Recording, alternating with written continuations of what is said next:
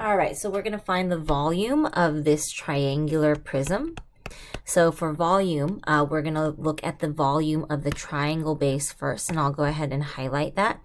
So we've got our triangle right here, and so we're going to do 1/2 times 24 times 7 meters. 1/2 of 24 is going to be 12 meters. 12 meters by 7 meters is going to be, 84 meters squared. And then we just have to multiply that by the height of that. And so I'm going to multiply that by 22 meters.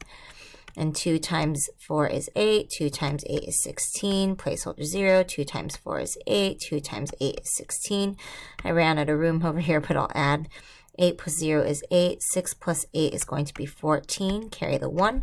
1 plus 1 plus 6 is going to be 8. And 1 is 1. So I have 1,848 meters cubed is the volume.